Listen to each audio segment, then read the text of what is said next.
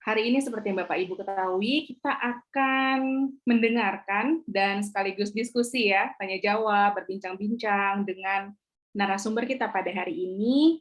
Ini merupakan rangkaian dari Future Skill Series dari Queen Rights. Ya, mungkin ada yang sudah pernah mengikuti kelas-kelas sebelumnya, ada juga mungkin ini yang perdana. Nah, hari ini kita akan membahas tentang growth mindset dengan Mbak Nur Anugrah. Beliau adalah founder dari Generasi Cakap. Beliau juga adalah seorang psikolog industri dan organisasi. Sebelum kita masuk ke materi, kita dengarkan dulu pengantar dari Ibu Iim Fahima selaku founder dari Queen Rights. Silakan Bu Iim. Terima kasih. Assalamualaikum warahmatullahi wabarakatuh. Teman-teman semua, setiap bulan Queen Rights ada sesi Future Skill Series, di mana Future Skill Series ini merujuknya pada skill-skill masa depan yang sudah dirilis oleh World Economic Forum. Nah, growth mindset meskipun tidak dimasukkan dalam future skills, tapi sebetulnya dia menjadi landasan untuk semua skill yang akan diadopsi di future skills ini. Jadi dari mulai creative thinking, akuisisi new knowledge dan lain sebagainya, akarnya adalah growth mindset. Dan malam ini kita berbicara growth mindset untuk diaplikasikan, diterapkan pada diri sendiri pertama ya. Kemudian kedua untuk bisa diterapkan kepada anak-anak. Saya melihatnya growth mindset tuh gini, kalau pada manusia yang dewasa dia akan lebih survive karena pada dasarnya growth mindset ini cara berpikir positif sehingga seseorang mau terus belajar, mau terus mencoba hal baru gitu ya. Sementara pada anak-anak, anak-anak yang memiliki growth mindset diprediksi akan memiliki masa depan yang jauh lebih cemerlang dibandingkan yang tidak. Nah, sekarang bagaimana menumbuhkan growth mindset ini? Pertama pada diri kita, kemudian bagaimana kemudian kita melatihnya ke anak-anak. Nanti saya juga akan ikut diskusi menemani Mbak Uga malam ini. Saya persilakan Mbak Uga, waktunya kita bisa sharing mungkin sekitar 30 menit, selanjutnya kita diskusi bareng. Oke, terima kasih Mbak Iim. Untuk pembukanya ya, teman-teman mungkin kalau ada yang bisa open cam itu juga bakalan lebih seru biar eye to eye gitu ya, biar saling melihat. Kalaupun enggak juga nggak apa-apa ya, mungkin karena ibu-ibu lagi ada yang sedang sambil dikerjakan. Nah, izinkan saya kurang lebih 30 menit untuk berbagi tentang growth mindset, paparan tentang growth mindset, dan awalnya tuh seperti apa sih, kenapa sampai growth mindset ini dibutuhkan gitu ya. Saya izin share screen, udah bisa ya? Oh ya, oke. Sudah terlihat Bapak Ibu semua? Sudah. Baik, dari visual, suara saya aman ya? Terdengar, Mbak. Ya, baik. Nah, untuk saat ini tentang growth mindset, growth itu adalah bertumbuh gitu ya. Jadi kita akan banyak bicara tentang bagaimana sih pikiran kita pribadi dan juga nanti dampaknya ketika kita mengasuh dan juga menumbuh kembangkan anak-anak kita masing-masing gitu ya. Ataupun juga yang belum berkeluarga bisa mempersiapkan nanti ketika nanti punya anak itu akan seperti apa. Nah, saya cerita sedikit soal Generasi Cakap. Generasi Cakap ini adalah startup biro psikologi yang fokus untuk pengembangan diri khususnya dan juga pengembangan organisasi.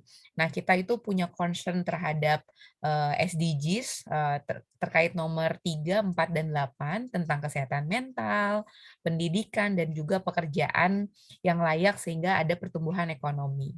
Nah, beberapa layanan yang biasa kami berikan bentuknya adalah ada assessment gitu ya, pengukuran minat bakat, lalu ada career development program, untuk organisasinya ada employee assistance, terus juga kita ada youth development program, ada training online seperti ini ya bersama Queen Rights atau juga Coolwap gitu, dulu sering banget Coolwap. Dan juga kita ada proses scholarship ya, rekrutmen ataupun selection. Seperti itu. Nah, ini ada beberapa kegiatan yang sudah pernah kami lakukan bersama beberapa organisasi lainnya. Nah, sebelumnya Bapak Ibu, Saya izin share sedikit soal self assessment. Ini ada saya share di kolom chat. Ini adalah assessment, tools assessment atau survei ya. Survei yang memang itemnya itu langsung diteliti oleh Carol Dweck. Carol Dweck itu siapa nanti saya jelaskan. Jadi nanti boleh Bapak Ibu mengisi surveinya sambil mendengarkan paparan dari saya. Nah, kalau Bapak Ibu lihat ya, sekarang ini kita punya tantangan apa aja sih? Boleh di kolom chat Bapak Ibu ketika menumbuh kembangkan anak, mengasuh anak, menemani anak bertumbuh sampai remaja ataupun sampai dewasa gitu ya. Kira-kira tantangannya apa aja sih saat ini? Boleh di kolom chat. Silahkan Bapak Ibu sharing ya, atau curhat, curcol malam-malam ini apa sih yang dirasain ketika mengasuh anak gitu ya. Nah, ini saya sambil flashback ya, kurang lebih 2,5 tahun belakangan ini, kita tahu sendiri bahwa penyebaran virus membuat dunia ini benar-benar pontang-panting gitu ya. Nggak cuma di Indonesia, tentunya di seluruh dunia, penyebaran virus ini berdampak pada ekonomi, sosial, bahkan juga pendidikan. Selain itu juga perubahan gaya hidup ya, yang tadinya kita kerja itu benar-benar nih orang tua gitu ya, bisa kerja terpisah dari secara fisik maupun mental. Kalau misalnya berangkat ke kantor, benar-benar fokus di kantor, pulang benar-benar ketemu anak gitu ya. Selain itu juga yang sekolah gitu ya, ada yang pembelajaran jarak jauh. Terus sekarang kita semua, hampir semua harus selalu pakai masker. Jadi ada perubahan-perubahan gaya hidup, termasuk juga dalam pendidikan, ekonomi. Nah, yang selain itu juga yang masih sekarang terjadi kondisi dunia terkait dengan peperangan. Dampaknya banyak banget dan itu memang kita harus memperhatikan ya apa yang terjadi di dunia karena bisa banget berdampak pada diri kita maupun keluarga kita. Nah, saya coba zoom in sedikit dari kondisi dunia. Nah, kondisi anak-anak kita saat ini kayak gimana sih? Pembelajaran jarak jauh memang kurang lebih 2,5 tahun ini terjadi gitu ya. Anak-anak belajar dari rumah, anak-anak semua juga belajarnya, kita juga bahkan jadi guru juga gitu ya di rumah. Jadi malah full time guru juga. Nah, kondisi yang saat ini juga sekarang sudah mulai bergeser bahwa sekarang munculnya adalah hybrid learning gitu ya. Salah satu solusi dari proses apa yang terjadi dalam kondisi pandemi ini. Nah, hybrid learning maupun juga kemarin sebelum-sebelumnya pembelajaran jarak jauh, ini ada penelitian yang menunjukkan baik dari penelitian dari UNICEF ataupun Kemendikbud ataupun juga organisasi atau asosiasi-asosiasi pendidikan mengatakan adanya learning loss. Artinya apa? Learning loss itu adalah siswa atau anak-anak kita nih mengalami kemunduran pembelajaran selama 4 bulan. Jadi bayangkan kita dalam 1 tahun pandemi misalnya, gitu ya, 12 bulan. Sebenarnya anak-anak itu hanya belajar kurang lebih 8 bulan. Selain itu, selain learning loss, salah satu penelitian yang saya baca bilang bahwa ternyata anak-anak itu 30% aja di Indonesia, penelitiannya ini di Indonesia hanya 30% anak-anak Indonesia memiliki keinginan untuk atau memiliki keyakinan untuk bertumbuh atau growth mindset. Nah, jadi ternyata dari proses pembelajaran jarak jauh maupun kondisi pandemi ini ada banget nih dampaknya sama anak-anak kita terkait learning loss maupun growth mindset. Nah, nanti saya akan jelasin growth mindset tuh apa gitu ya.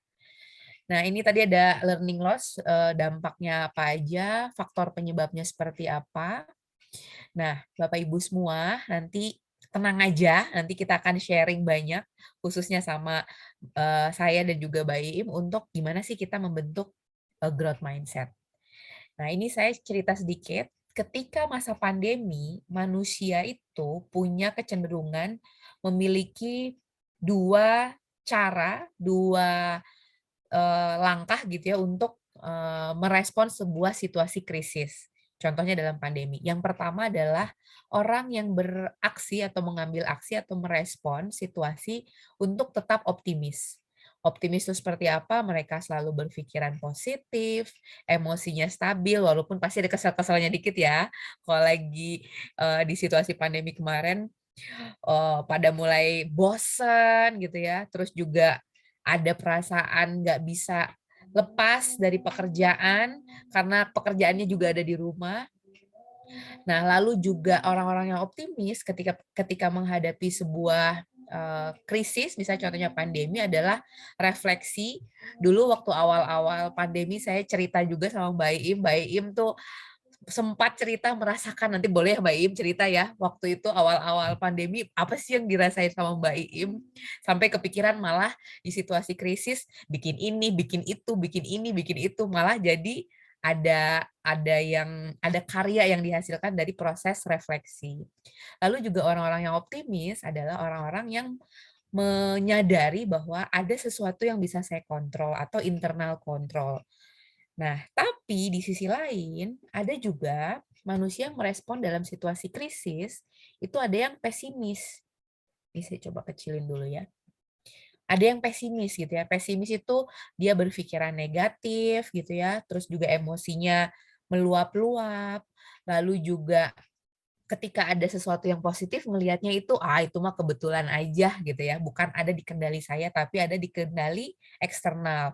Entah itu pemerintah, entah itu sekolah misalnya anak-anak kita ya, ataupun buat yang bekerja, wanita karir atau bapak-bapak yang bekerja, itu karena kebijakan perusahaan saya aja gitu ya. Jadi dia melihat sesuatu adalah sifatnya tidak berada dalam kendalinya atau di luar kendalinya. Nah, ketika dua hal ini terjadi gitu ya, ada yang optimis, ada yang pesimis, ini akan ada dampaknya mulai dari perasaan dan pikiran tersebut terhadap perilakunya nanti. Nah, selain itu, dari pesimis dan optimis ini, kita bisa sebenarnya melihat keduanya perbedaannya adalah dari sebuah mindset, dari sebuah pola pikir, ataupun juga apa yang dia rencanakan, apa yang dia lakukan atau tindakan dia ketika dia punya mindset tertentu. Mindset optimis akan mengambil tindakan apa, mindset pesimis pun akan mengambil tindakan yang berbeda juga gitu ya.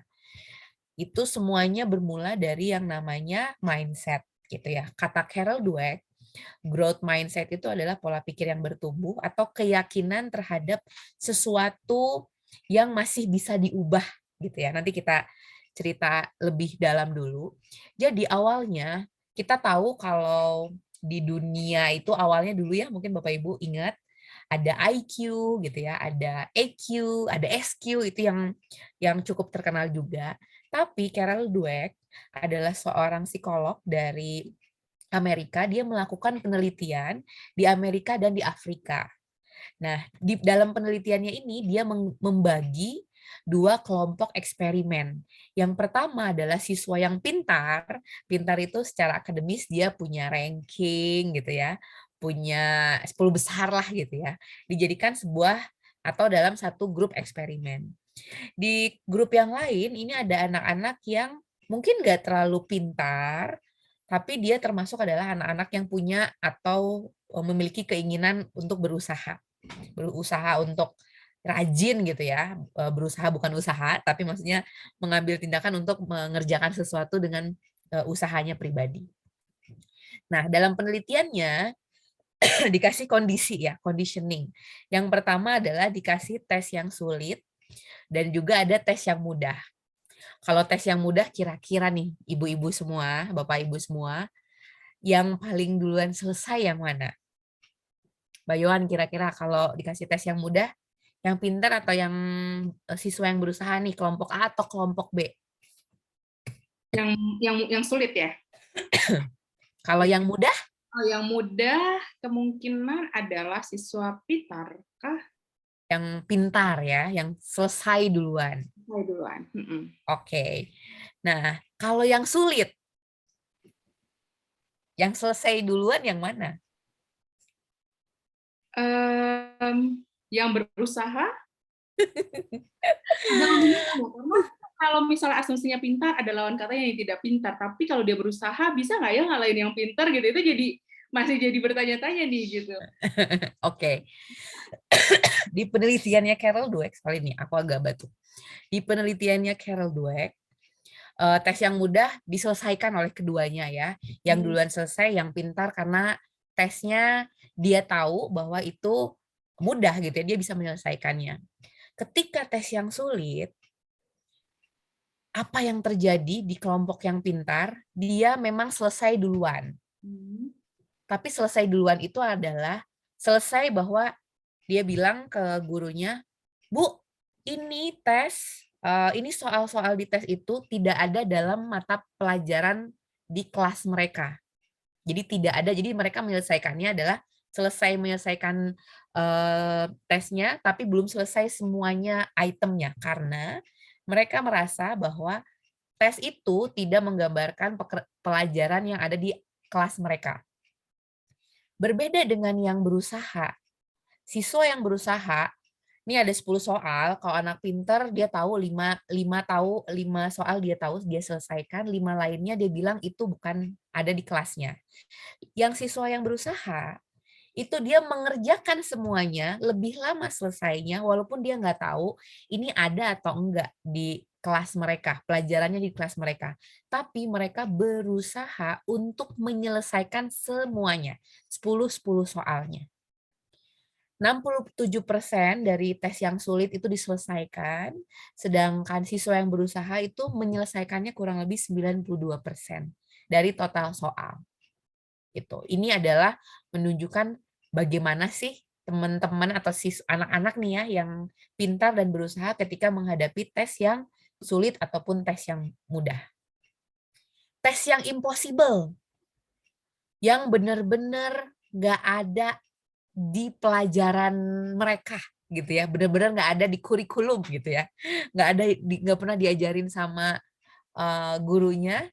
Ketika menghadapi pelajaran itu, siswa yang pintar lebih cepat menyerah, lebih mudah frustrasi.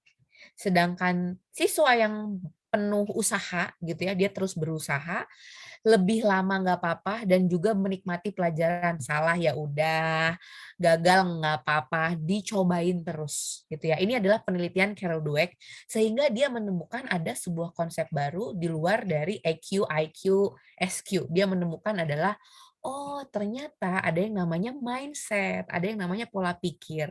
Pola pikir yang seperti apa? Pola pikir yang bisa bertumbuh. Nah, kalau kata Carol Dweck, hasil penelitian kualitatifnya adalah dalam pikiran yang bertumbuh, anak-anak itu melihat tantangan itu adalah hal yang menyenangkan dibandingkan mengancam. Kalau anak yang pintar melihat itu sesuatu yang mengancam. Sedangkan anak-anak yang lain merasa dia kayaknya masih ada kurangnya nih gitu ya. Dia merasa jadi agak minder gitu ya. Nah, anak-anak yang bertumbuh melihat sebuah tantangan adalah sebuah kesempatan untuk mempelajari hal yang baru dan juga bertumbuh gitu ya, mendapatkan sesuatu yang berbeda. Ini adalah hasil penelitian Carol Dweck. Mindset tadi ya adalah sebuah statement yang disampaikan oleh Carol Dweck adalah keyakinan, growth mindset adalah keyakinan akan kualitas-kualitas dasar seseorang seperti kecerdasan, bakat, menjadi hal-hal yang dapat diubah.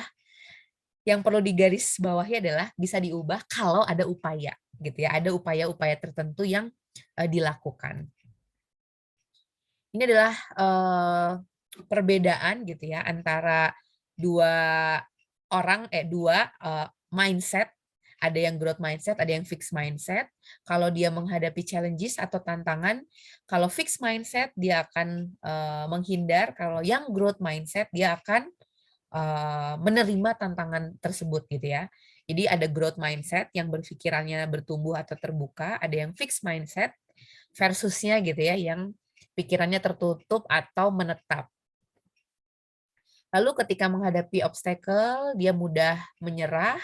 Kalau ada tantangan tuh gampang give up tadi ya, atau ada yang tahan banting. Ada yang melihat kalau dia berusaha itu adalah hal yang sia-sia, tapi kalau yang growth mindset, dia melihat adalah ketika dia melakukan sesuatu itu adalah proses untuk menjadi mahir atau menjadi cakap. Lalu menghadapi kritikan, ini adalah kritik yang membangun kalau kata orang yang kalau kata orang yang growth mindset, sedangkan orang yang fixed mindset, kritikan adalah sebuah hal yang mengancam dirinya gitu ya. Jadi dia akan mengabaikan hal tersebut. Lalu orang yang punya fixed mindset itu dia melihat kesuksesan orang lain itu menjadi ancaman, sedangkan growth mindset dia malah pengen belajar sama orang itu. Gitu. Nah, ini gambaran di otak kita hasil scanning neuropsychologist gitu ya, melihat ketika mindset di kepala ya, ketika dilakukan scan, orang yang fixed mindset itu dia warnanya itu warnanya itu hijau gitu ya, hijau ke kuning-kuningan. Sedangkan yang growth mindset itu agak-agak merah. Kelihatan ya ibu-ibu ya, merah ini kayak lebam gitu ya, kayak habis dipukul kepala gitu ya, kepala kita dipukul, jadi memerah. Ternyata yang bikin merah itu adalah di dalam otak kita, ketika kita ada masalah, ada tantangan, ada challenge gitu ya, ada tugas, terus dikerjain, kan kepala itu dia bekerja ya.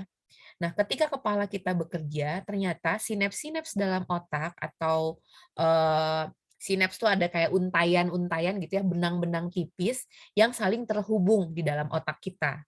Nah, ketika saling terhubung, semakin dia sering menghadapi persoalan, tantangan, dia akan sinapsnya akan semakin tersambung dan dia akan menjadi lebih terlihat tebal gitu ya. Makanya kelihatannya warnanya lebih merah karena otaknya lebih dipakai.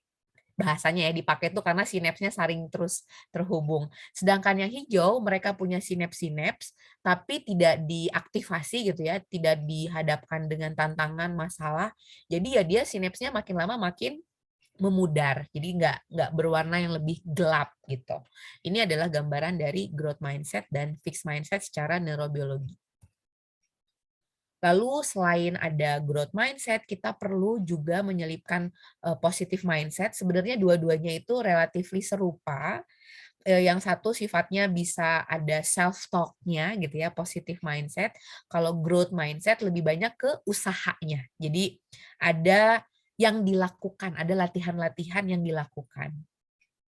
Nah, orang-orang yang punya positive mindset, growth mindset, dia biasanya lebih optimis, lebih menerima apa yang sedang terjadi, belajar dari kesalahan, memiliki daya lenting atau daya tahan ya, resilience kalau Bapak Ibu pernah mendengar.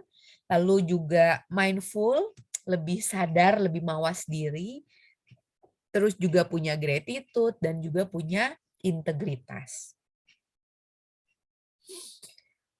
Mengapa sih growth mindset dan positive mindset ini menjadi salah satu kunci sukses? Kalau tadi di awal Mbak Iim bilang oke sih di 15 skill set atau future skill set yang dimiliki oleh disampaikan oleh World Economic Forum nggak ada sih secara terbuka gitu ya bilang growth mindset dan positive mindset. Tapi dia adalah sebuah landasan kesuksesan kita ketika menghadapi tantangan-tantangan di masa depan.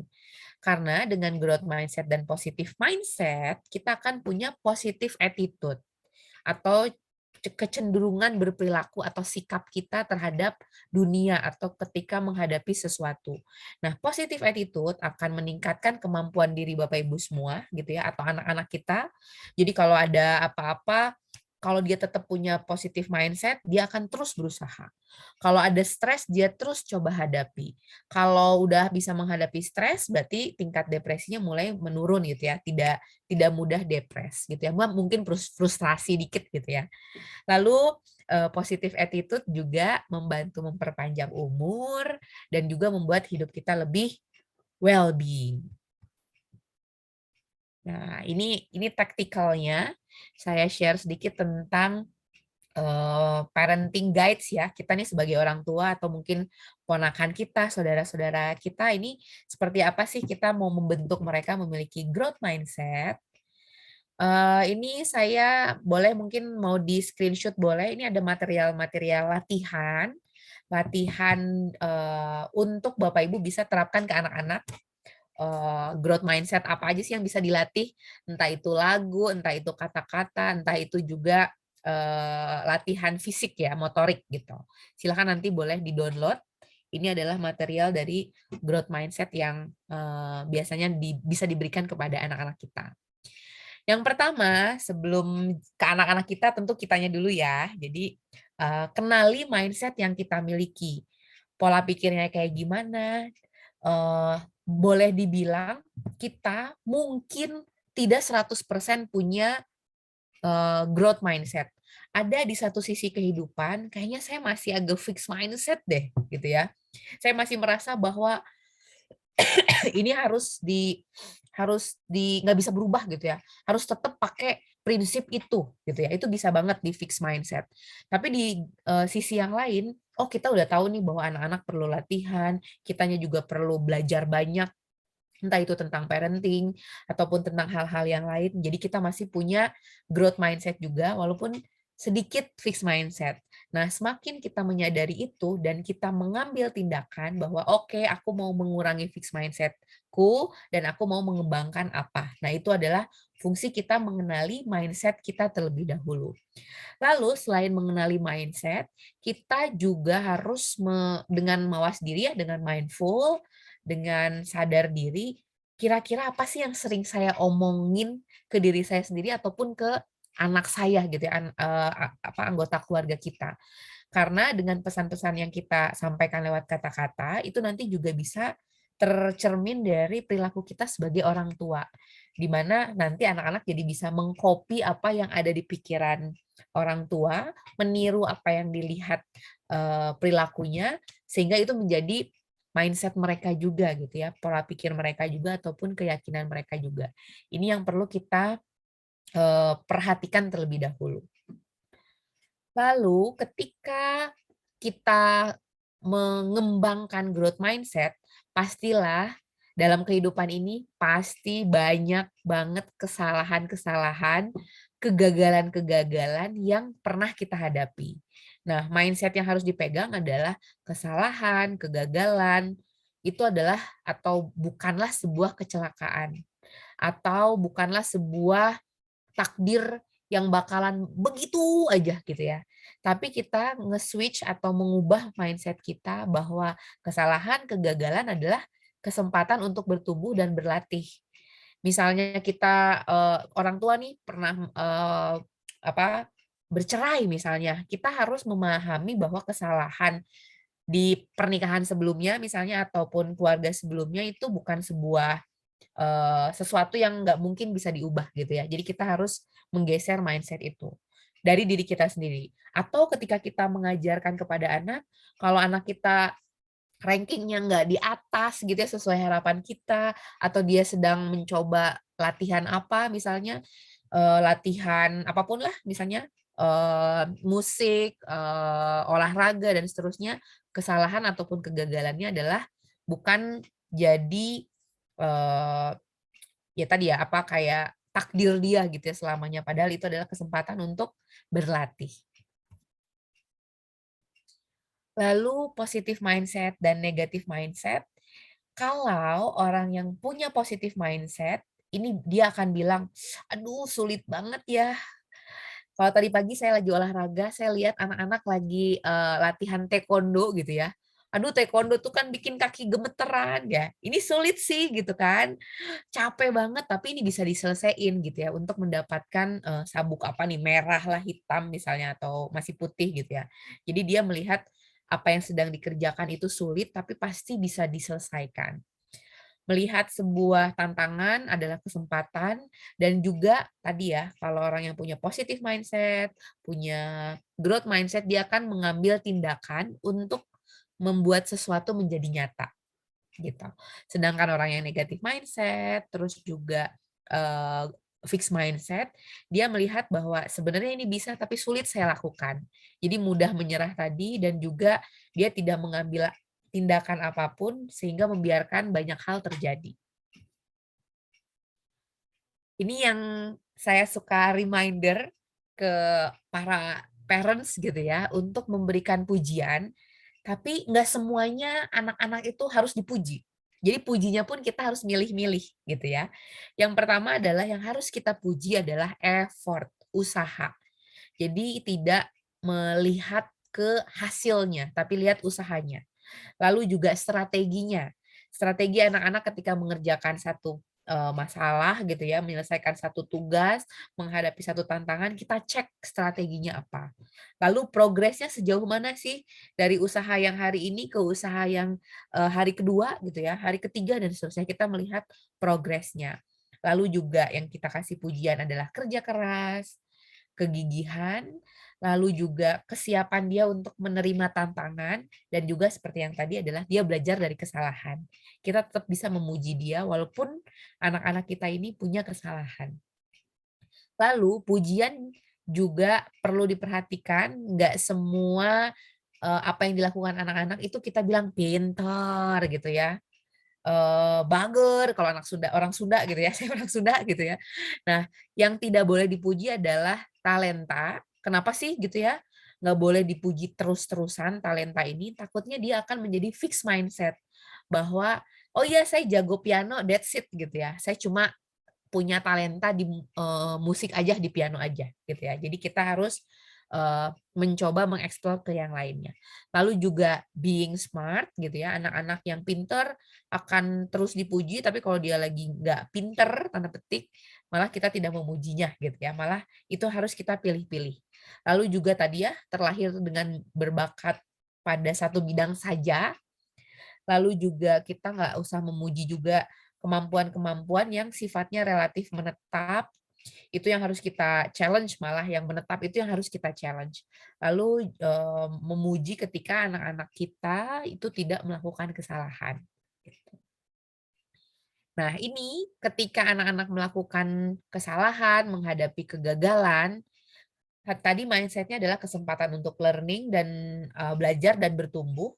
Nah, ada di, material yang tadi ya, material, latihan yang tadi, Bapak Ibu bisa memilih ada sekitar berapa statement, 40-an statement yang bisa kita latih, kita nih sebagai orang tua melatih untuk menyampaikannya ke anak-anak kita.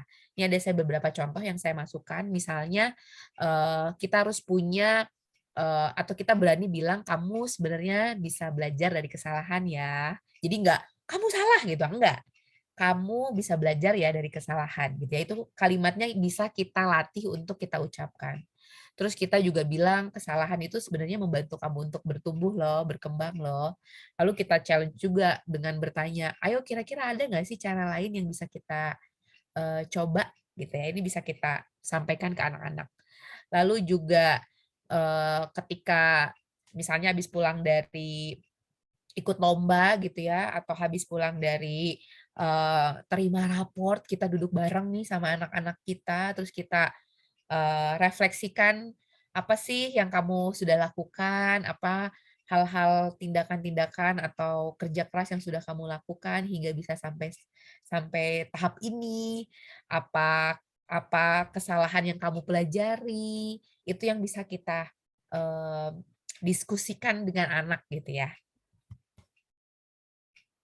Oke, yang 2 terakhir, yang 2 terakhir adalah the power of yet gitu ya. Jadi yet itu tuh not yet, belum belum sepenuhnya gitu ya. Kalau misalnya anak-anak kita belum bisa nggak bisa berenang, sorry ya, kita lihat jangan bilang, "Kamu nggak bisa berenang." Jangan bilang nggak bisa berenang, tapi belum bisa berenang. Kalau dia anak-anak ini belum tahu, sekarang apa ya, misalnya yang lagi seru di anak-anak, eee, apa nih, kalau anak-anak saya belum punya anak sih, jadi belum kebayang. Misalnya, ada sebuah, apa ya, skill set gitu ya, yang diajarkan dari sekolahnya, tapi dia masih belum bisa, kita kasih ingat bahwa ini belum bisa ya, bukan tidak bisa, gitu. Dan juga kita harus meng-encourage atau mendorong anak-anak untuk terus learn and practice. Yang terakhir yang agak-agak taktikal, ini sifatnya latihan otak, Bapak Ibu semua. Ketika Bapak Ibu datang ke sekolah gitu ya, nganterin anak, ataupun mungkin Bapak Ibu yang pergi ke kantor, silahkan temukan jalan yang berbeda setiap harinya. Mungkin agak melambung gitu ya kalau pergi ke kantor atau pergi ke sekolah anak, tapi itu akan membantu latihan otak kita untuk bisa melihat beragam alternatif. Jadi jangan menjadikan rutinitas, bahwa ke sekolah itu pasti lewat Bundaran Semanggi gitu ya. Coba cari yang lain. Ya ternyata karena ada ganjil genap ya, jadi emang harus muter. Nah, pinter juga itu emang pemerintah ya, bikin ganjil genap. Oke, mungkin dari saya seperti itu. Ya kurang lebih 30-an menit ya. Oke, saya stop share dulu. Oke. Wah, terima kasih Mbak Uga. Ini mungkin ada yang sudah ingin bertanya, lagi menyusun pertanyaan gitu ya. Menarik. Mungkin sebelum kita tanya jawab, Bu Im ada yang mau ditambahkan mungkin tentang ini? Mungkin ada sharing pengalaman dari Bu Im? Gak Atau apa sih Kak, tadi kamu bilang aku awal pandemi yang sempat stres itu. Iya, tapi aku melihatnya Mbak stres, terus taking Cari action solusi. gitu. Iya. Boleh share nggak Mbak waktu itu Betul. apa sih yang dirasain? Ya, awal pandemi itu semua orang stres lah ya, nggak cuma saya, kita semua stres, anak-anak stres. Yang saya lakukan saat itu pertama adalah mencari cara. Padahal gini, perasaan saya waktu itu nggak ada stresnya, jadi saya tidak merasakan stres. Tapi kok kepalanya pusing, terus badannya sakit-sakit gitu ya. Udah dibawa olahraga, saya tuh tiap hari olahraga, berenang atau jalan kaki gitu ya. Udah rutin kayak gitu tetap sakit gitu kan. Akhirnya baru ternyata itu semua stres. Taunya itu gara-gara saya baca scrolling di Twitter dari WHO kalau nggak salah ngeluarin ciri-ciri kita terkena stres tuh apa aja. Jadi namanya stres itu nggak harus sakit mah gitu, nggak harus begitu. Jadi badan kita sakit tanpa sebab, padahal kita udah olahraga, itu stres. Nggak bisa tidur itu stres. Saya kebetulan bukan yang kelompok nggak bisa tidur, tapi badannya sakit. Padahal tidak merasa stres, merasa mindful, merasa peaceful aja hidupnya gitu. Mungkin saya tergolong yang optimis aja terus gitu ya, jadi nggak ngerasain. Ternyata tubuhnya stres. Yang pertama saya lakukan adalah saya tuh sepanjang punya apartemen hampir nggak pernah duduk-duduk di balkoni, bayangin ya. Hampir nggak pernah duduk-duduk di balkoni. Karena apa? Karena nggak ada waktu. Serius. Tiap hari pagi, apalah udah gedebukan aja di rumah kalau nggak kerja, urusan anak, urusan apalah segala. Nggak pernah duduk di balkoni. Akhirnya saya benerin loh itu balkoni, saya tata apa segala. Saya duduk di situ, enak banget ya Allah. Ternyata hal sepele seperti mengganti bentuk balkoni, duduk di situ aja, minum teh, senangnya minta ampun, stresnya hilang. Udah nih ya, lewat ya, masa duduk balkoni 1 minggu, badannya sakit lagi. Terus dicari lagi, jadi setiap stres dicari solusinya, sampai akhirnya dibikinlah ada sesi-sesi seperti ini nih awalnya dari pandemi. Karena tadinya kan Queen Rights mostly offline ya. Karena kita kan ngajarin road safety. Dibikinlah sesi-sesi seperti ini yang dari yang tadinya 0, sekarang Queen Rights itu sudah mungkin udah 15 ribuan ya orang yang ikut sesinya Queen Rights dari awal pandemi sampai hari ini. Komunitasnya dari yang tadinya hanya ada di 4 negara, Indonesia, Hong Kong, Malaysia, Singapura, itu sekarang Queen Rights ada di 19 negara gara-gara pandemi itu. Cool.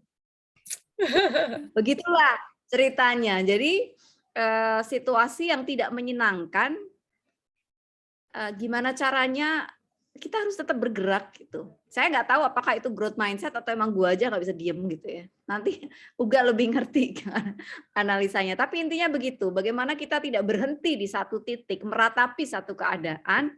Try to do something new. Nothing tulus aja, cobain satu gitu. Karena kalau kita diem, kita stuck, kita akan berhenti di satu titik, nggak kemana-mana. Tapi kalau kita mencoba sesuatu, at least kita bergerak. meskipun pelan-pelan kita bergerak, and then tanpa disadari tiba-tiba kayak gini kan, udah lewat pandemi ternyata udah 15.000 loh orang yang udah terkena impact-nya Queen Rights gitu kan, dan komunitasnya berkembang di 19 negara. Kira-kira begitu pengalaman saya pandemi. Mungkin sudah bisa di-share pertanyaan-pertanyaannya Mbak Yohan. Boleh Oke, Mbak Yohan, takutnya aku ada yang skip. siap, siap. Oke, kita langsung tanya jawab. Terima kasih nih Bu Im ya sharingnya. Mengalami juga soalnya. Oke, dari Mbak Dian. Dari Bu Dian ya, Bu Dian Desili. Maaf, iya benar ya. Dari Ibu Dian yang pertama. Bu Dian menanyakan, Mbak Uga menumbuhkan positif dan growth mindset ke anak-anak, paling efektif dimulai di usia berapa ya? Kalau anak-anak sudah ABG, bagaimana treatmentnya? Terima kasih, maaf, oke, nggak apa-apa. Ya, silakan Mbak Uga. Mantap nih, nanti aku mau nembak ke Mbak Im juga. Kalau ditanya efektifnya umur berapa, kurang lebih 3, 4, 5 tahun. Di mana anak-anak udah ngerti hari ini, hari kemarin, besok gitu ya. Jadi udah ngerti masa kini, masa lalu, masa depan gitu ya. Masa lalunya apa misalnya? Tadi misalnya dia pernah kalau anak-anak ya udah 3 tahun tuh biasanya kalau yang agak achiever udah diikut sertain dia ikut lomba-lomba gitu kan. Nah ketika umur 3 tahun terus dia ngerasain lomba terus nggak kepilih gitu ya, terus nangis gitu kan. Banyak kan ya di video-video. Terus misalnya pernah malu dipukulin, saya pernah lihat lagi boxing gitu ya, cewek sama cowok malah yang nge-punch-nya itu atau yang memukul lebih keras dan bikin jatuh tuh malah cewek gitu kan, yang cowok malah nangis balik kanan gitu kan. Nah itu kan berarti dia sudah mengerti ada mulai konsep-konsep bahwa, oh aku ada, kalau bahasa sekarang ya gagalnya, kurangnya gitu ya, itu kita bisa mulai ketika anak-anak sudah mengerti ada masa lalu, masa kini, dan juga besok atau masa depan tuh kayak gimana gitu ya. Walaupun masa depan masih agak jauh. Biasanya masa lalu dan masa hari ini dan kemarin gitu. Itu kalau remaja aku mau nembak Mbak Iim nih, soalnya anaknya remaja. Dia lempar-lempar jago tuh sudah emang. Gini, kalau yang anak-anak, aku jawab yang anak-anak dulu ya. Iya, boleh Sebetulnya dari boleh. kecil udah diajak ngobrol, dari dia menyusui atau bahkan dari sejak hamil ibunya gitu kan. Kalau di ilmu psikologi juga ada ya, nggak cuman ilmu agama ya. Kalau ilmu agama kan memang disebut bahwa Islam ya, saya bicaranya karena kebetulan saya Islam, sejak di dalam kandungan itu anak sudah bisa diajak ngobrol. Diajak ngobrol yang positif-positif, yang baik-baik gitu. Mood-nya Bapak Ibu ya, nggak cuma ibu nih. Saya mau tekankan di sini. Mood-nya Bapak Ibu itu mempengaruhi mood-nya janin. Jangan salah. Cara berpikirnya Bapak Ibu mempengaruhi cara berpikirnya janin. Jadi janin tuh sudah bisa mikir, udah bisa ngerasain. Dia udah bisa ketika bapak ibunya gini, bapaknya stres berpengaruh ke ibunya, ibunya stres berpengaruh ke anaknya. Ya. Nah, dari situ sebetulnya mengajarkannya gimana? Dengan kita banyak ngomong yang baik-baik. Jadi dari kecil itu sudah terbiasa kupingnya, dari di janin itu sudah terbiasa kupingnya untuk mendengarkan yang baik-baik gitu. Pas udah mulai duduk nyusu apa, ayo nak nyusunya, nyusunya makin banyak ya, that's growth mindset. Kemarin nyusunya dikit, sekarang nyusunya udah lebih banyak. Itu growth mindset. Kita bayi itu kan berusaha nyusu juga kan. Itu effort loh ya. Jadi sebetulnya growth mindset itu hal simple yang kita apresiasi dari setiap effort. Bayi itu punya effort, jangan salah. Duduk, makan, mengambil makanan, dia bisa megang, itu effort. Hari ini belum bisa, besok bisa. Itu effort. Jadi sebetulnya the whole proses itu bisa kita sisipkan cara berpikir growth mindset itu gitu. Jadi dari bayi itu, dari masih di janin. Nah, bagaimana dengan yang udah kadung, remaja? Yang pertama harus dibenerin gini. Saya selalu prinsipnya gini. sebelum ngebenerin anak, kita benerin diri kita sendiri dulu. Ya, kita nggak bisa berharap anak berubah ketika kita sendiri tidak mengubah diri kita. Contoh, kita expect si anak remaja ini untuk rajin apa namanya, sekolah misalkan, yang paling klise lah ya, sekolah gitu. Tapi apakah kita mengucapkannya dengan kalimat yang baik atau justru kita memberi punishment? Itu yang harus kita koreksi dulu. Are we encouraging them or are we punishing them? Itu yang harus kita introspeksi dulu. Kalimat-kalimat yang punishment. Kamu kalau nggak gini caranya, kamu nggak akan bisa lulus. Iya, benar.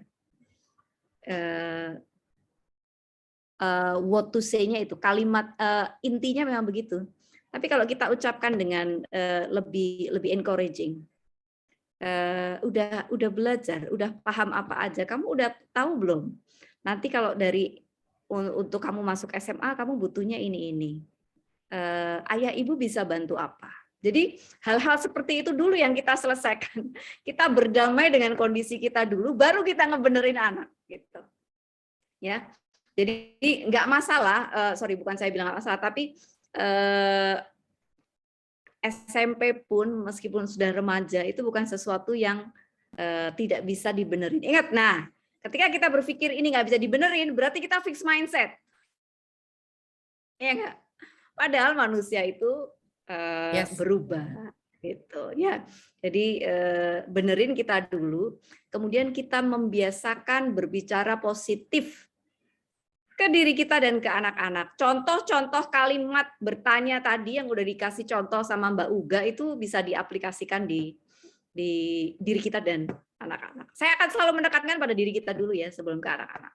Karena kalau kita beres, urusan anak-anak insya Allah beres juga. Next. Totally agree, Mbak. Totally agree. Ya, ini kayaknya juga tadi sudah menjawab pertanyaan dari Bu Ika ya, tentang menumbuhkan growth mindset jika anak sudah berusia 14 tahun. Artinya insya Allah sudah terjawab ya, Bu Ika ya, tadi dari penjelasan Mbak Uga dan Bu Iim. Mungkin aku boleh nambahin dikit ya. Tadi sempat saya bilang kalau anak-anak achiever gitu ya, yang emang suka kompetisi gitu ya, nanti dia kalau misalnya setelah kompetisi kita bisa ajak refleksi. Tapi kan ada juga anak kita misalnya ya, yang tipenya ya kalau nggak didorong gitu ya, nggak di-encourage tadi ya nggak maju gitu ya.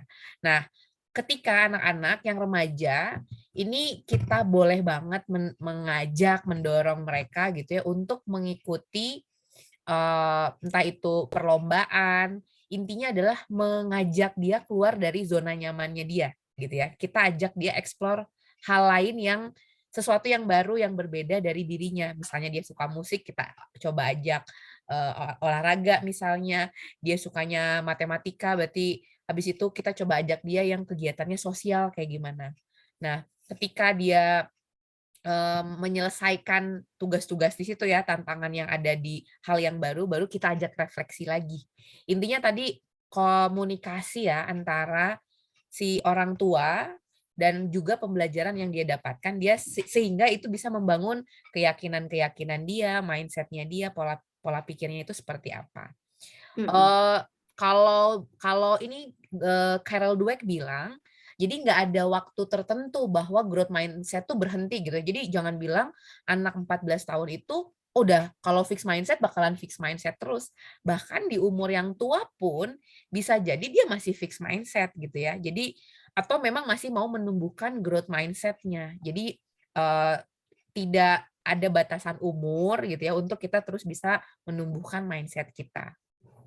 Seperti dicarikan lingkungan ya, dicarikan lingkungan juga yang membuat dia merasa ter-challenge. Ya, cari lingkungan. Mungkin lingkungannya selama ini tidak membuat dia merasa ter-challenge gitu. Nah, lingkungan seperti apa yang membuat dia merasa ter-challenge ya harus ngobrol sama anaknya. Anaknya sukanya apa? Musik, ya dicarikan lingkungan yang memang mengencourage musiknya. Apa sport atau apa gitu. Ini dari keluarga kemudian masuk ke lingkungan. Next. Baik. Kita Gimana? lanjut ke pertanyaan dari Bu Edvina. Mbak Uga, untuk anak usia 3 tahun, bagaimana stimulus untuk membangun grow mindset ya? Dalam lingkup lingkungan pengasuhan dengan nenek dan kakek, lebih banyak konflik saya dengan kakek dan neneknya. Wah, ini jadinya nanti konselingnya keluarga ya. Gini, kalau yang keluar ini apa Nenek. namanya apa namanya sama orang tua, sama kaitannya sama eh, nenek kakek, bapak ibunya selesaikan dulu masalahnya sama nenek kakeknya. Karena ini ribet nanti. Terlalu banyak orang yang terlibat dalam pendidikan. Ini si anak mau ikut value-nya siapa? Ya, ikut value-nya orang tua atau ikut value-nya kakek neneknya? Karena at the end yang akan bertanggung jawab penuh atas anak itu kan si orang tua. Kalau tidak ada kesepahaman antara orang tua dengan kakek neneknya, ini ribet, ini kasihan si anak bingung mau ngikutin siapa. Jadi diselesaikan dulu apa namanya hubungannya dengan kakek nenek, diambil kesepakatan dan kemudian sampaikan ke anaknya. Aturan dari ayah ibu adalah ini, gitu. Ya. Itu jadi dipastikan dulu masalah kita selesai. Ya, kalau dari saya sama sih kurang lebih. Jadi karena memang karena dia udah nyambung ke mindset dan juga pola asuh ya gitu ya. Karena kalau pola asuh itu harus firm antara suami dan istri tadi ya. Jadi nggak boleh beda. Mau mengambil pola yang seperti apa itu harus disepakati. Pun kalau ada permasalahan, ada urusan dengan kakek nenek juga harus diselesaikan dulu. Sehingga nanti anak nggak bias gitu ya.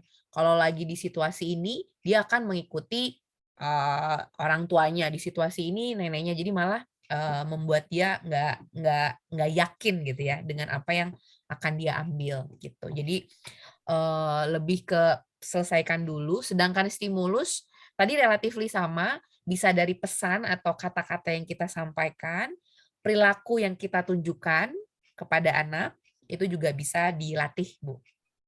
Gitu. Ya, kalau tadi ngomong Mbak Uga bilang soal konseling keluarga, ya artinya mungkin bisa diajak ya nenek kakeknya bareng-bareng dengerin gitu. Kadang kalau kitanya yang ngomong mungkin kamu gitu, terasanya seperti perlawanan aja gitu ya. Tapi kalau ahlinya yang ngomong kan mungkin ikut gini nih ya, diajak ikut webinar gitu ya, seperti ini misalnya, kalau kakek neneknya berkenan juga bisa membantu mungkin ya Mbak Uga ya. Bisa. Itu kayaknya harusnya konseling keluarga dulu memang. Volumenya digedein aja, volumenya digedein. Benar, Mbak. Itu ini stimulan ini ya. Ya, oke. Iya, oke. Lanjut dari Bu Nisa. Bagaimana tips mengelola growth mindset saat kondisi normal versus saat kondisi sedang mengalami masalah? Oh, tipsnya ya. Oke. Saya kasih cerita dulu. Jadi ini ceritanya adalah bagaimana kita bisa melihat growth mindset seseorang dalam sebuah situasi gitu ya. Jadi ada seorang chef gitu ya, dia dari kecil udah suka memasak, suka kompetisi masak. Setiap kompetisi dia berhasil gitu ya. Terus masuk sekolah chef, sekolah untuk mendapatkan degree sebagai chef dia masuk, terus habis itu lulus, habis itu kerja di sebuah perusahaan hotel besar. Pokoknya dia selalu mendapatkan penerimaan terhadap hasil masakannya gitu ya, dari kecil sampai dewasa. Lalu suatu ketika dia coba ikutan yang namanya kayak Master Chef gitu ya di negaranya. Ini di luar negeri. Nah, ketika dia mengikuti Master Chef, kalau mungkin ibu-ibu yang suka nonton Master Chef kan ada yang emang direct gitu ya, kasih feedback tuh direct. Ada yang kalau di Indonesia ada yang dilempar piringnya gitu ya. Ada yang dimarah-marahin di kitchen gitu kan. Nah, orang ini chef ini dia mendapatkan penolakan bahwa dia tidak sampai lanjut ke top 3 gitu ya. Dia merasakan saat itu adalah titik nadir dari profesi dia sebagai seorang chef. Dan tahu apa yang Bapak Ibu pikirkan, apa yang dia pikirkan? Dia mau bunuh diri aja. Karena dia merasa gagal, gua nggak berarti, saya udah nggak bisa jadi chef ternama lagi gitu ya, udah nggak bisa go internasional karena saya udah mentok gitu ya. Nah, kalau kita lihat waktu dari kecil sampai dewasa, oh kayaknya dia punya mindset yang ingin bertumbuh gitu ya. Oh iya, tadinya cuma masak di skala kecil di keluarga, habis itu dia seriusin mau sekolah, habis itu dia ikut kompetisi, masuk hotel besar, ikut kompetisi yang skalanya lebih besar lagi, drop dia. Nah, ternyata walaupun dia terlihat punya growth mindset, ternyata dia tidak bisa melewati situasi yang menantang tadi. Dia bahkan ingin give up aja. Nah, di situasi itu kita bisa bilang dia punya fixed mindset ketika menghadapi tantangan di karir yang menurut dia itu adalah sebuah setengah hidupnya lah gitu ya. Nah, gimana sih ngelolanya growth mindset ataupun fixed mindset tadi adalah kita jangan berhenti di zona yang menurut kita adalah itu terbaik buat kita. Jadi kita akan nyaman di situ. Tapi kalau kita berusaha keluar dari zona yang nyaman, kita belajar lagi nih kayak Bapak Ibu semua masuk ke kelas ini adalah masuk ke zona belajar. Terus habis itu nanti ketika mendapatkan tantangan, habis itu kita refleksiin diri, self talk yang lebih positif, diskusi, cari cara yang baru itu adalah proses untuk mengembangkan si mindset tadi. Jadi kurang lebih seperti itu. Kalau kita hanya situasi yang normal, jangan-jangan itu belum growth mindset, ya itu masih di situ aja. Gitu. Cari challenge buat diri sendiri ataupun juga anak kita nanti. Oke, baik. Oke, kita lanjut ke pertanyaan dari Bu Elis ya, Mbak. Kalau ada orang yang positive thinking, tapi dia kurang kreatif atau tidak banyak melakukan perubahan untuk memperbaiki jalan hidupnya, apakah ini termasuk memiliki growth mindset? Misal, biasanya pakai cara A, tidak banyak membuahkan hasil, tapi tidak mencari cara B, C, D, dan lain-lain yang mungkin saja bisa merubah hasil. Nah, gimana tuh? Interesting. Growth mindset sama creative thinking itu adalah dua hal yang berbeda tapi bisa dikaitkan. Yang satu adalah pola berpikir gitu ya. Si growth mindset itu pola berpikir, ada juga tambahan elemen lainnya adalah keyakinan dan usaha gitu ya. Jadi nggak bisa dipisahin tuh. Jadi cuma pola pikirnya aja. Tapi kalau growth mindset nggak cuma pola, tapi ada usahanya, ada yang dilakukan. Kalau creative thinking atau creative mindset itu juga bagian dari bagaimana kita menyelesaikan sebuah persoalan dengan tadi alternatif cara gitu ya. Nah, kadang-kadang kita melihat ada orang yang punya growth mindset, jadi dia mencari cara lain, tapi caranya nggak kreatif.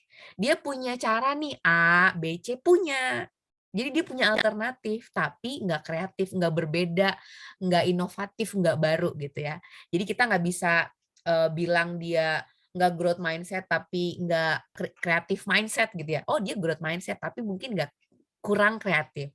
Tapi biasanya orang yang punya kreatif thinking, kreatif mindset itu juga punya energi untuk mencari alternatif gitu ya, punya usaha-usaha, keyakinan-keyakinan kalau dia nggak cobain cara A, dia B, C atau D. Kalau kata Albert Einstein, orang gila aja tuh yang mau menghasilkan sebuah ya dia pengen sesuatu tapi hasilnya caranya itu sama aja. Kalau orang yang kreatif ya harusnya cari cara lain untuk menghasilkan yang berbeda. Mungkin Mbak I mau menambahkan? Enggak, justru gue mau nanya sama lu. Boleh Mbak. Jadi growth mindset sama creative mindset itu ternyata tidak selalu berjalan berbarengan ya. Betul. Iya. Jadi Aku juga baru benar. Jadi growth mindset tuh bukan jadi bikin kreatif, bukan dia nggak punya alternatif gitu ya. Tapi ada sih alternatifnya, cuma mungkin jadul gitu alternatifnya. Alternatifnya aksen A1, A2, A3 gitu ya. Kalau kreatif A, B, C, D gitu. Iya benar. Gitu. Iya. Ya aku setuju tuh. Aku baru ngeh juga itu. Ternyata memang ada gitu ya. Ada. Antara optimis sih, tapi solusinya kok basi gitu kan. Yes, gitu. Tapi itu kita bisa bilang dia juga growth mindset karena Itu dia gitu. berusaha. Gue ngelihat cara ini nggak berhasil, cara ini nggak berhasil. Jadi dia tetap nyari. Tapi mungkin tadi wawasannya masih kurang, bacanya masih kurang, tadi gaulnya cuma di Indonesia aja gitu kan. Kalau Mbak Ima udah internasional, wajar dong. Alternatifnya banyak. Tapi kan kita nggak bisa bilang dia mungkin nggak growth mindset, ya growth mindset juga. Cuma belum sampai situ, belum sampai creative mindset gitu. Ya, jawaban yang menarik sekali dari Uga. Thank you, Mbak. Terima kasih, Mbak. Ini saya lanjutkan tadi dari Bu Elis lagi nih. Anak saya saat 3-6 tahun, laki-laki, dia ingin lebih unggul dari teman-temannya. Sekarang usianya 8,5 tahun, anaknya jadi slow dan santai. Bagi dia kalah nggak apa-apa. Nah, kira-kira ini apa ya, Mbak, sebabnya? Takutnya jadi demotivasi. Saya masih menawarkan berbagai macam lomba atau kegiatan, tapi sekarang lebih moody. Apakah karena sudah mengenal hal-hal yang lebih menantang seperti game atau sosial dengan temannya? Oke, interesting ini. Saya ke atas dulu ya. Ketika usianya lebih muda, masih greget gitu ya, pengen sesuatu yang pengen ada yang diraih gitu ya.